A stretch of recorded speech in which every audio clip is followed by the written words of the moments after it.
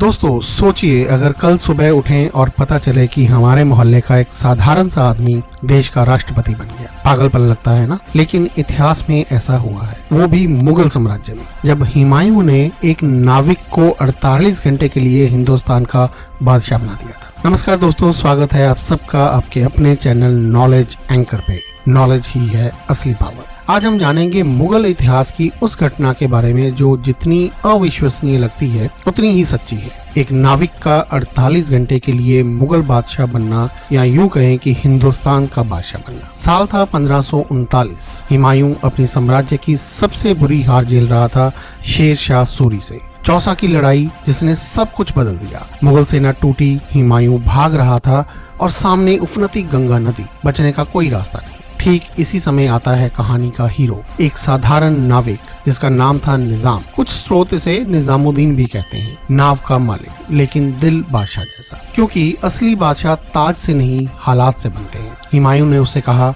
अगर तुम मुझे इस नदी के पार पहुंचा दो तो मैं तुम्हें जन्नत दूंगा। निजाम मुस्कुराया, बोले, जन्नत बाद में, पहले इंसान बनकर वादा निभाओ। लेकिन जो हुआ वो वादे से कहीं ज्यादा था। तब हुमायूं ने एक ऐसा वादा किया जो इतिहास में दर्ज हो गया। उसने कहा, अगर तूने मुझे सुकुशल पार उतार दिया तो मैं तुझे अगले 48 घंटे के लिए हिंदुस्तान का बादशाह बना दूंगा। रिवार्ड के तौर पर हुमायूं ने नाविक को अपनी गद्दी पर बैठाया। जी हाँ, 48 घंटे के लिए आधिकारिक रूप से मुगल बादशाह की कुर्सी दी गई। राज्य का प्रतीक, चांदी का छत्र, शाही आसन, और दरबारियों ने उसे हुजूर कहकर सलाम किया। कहते हैं जब 48 घंटे हुए और मल्ला ने ताज वापस किया तो हुमायूं ने उसे ढेर सारा धन और जागीर भी इनाम में दी। ये किस्सा साबित करता है कि मुगल इतिहास सिर्फ तलवार और खून का नहीं, बल्कि मानवीय रिश्तों और अद्भुत नैतिकताओं का भी इतिहास है। इस घटना का जिक्र गुलबदन बेगम द्वारा लिखे हुमायूं नामा में मिलता है, जो हुमायूं की सकी बहन थी, और कुछ विवरण इतिहासकार अबुल फजल के लेखन में भी मिलते हैं।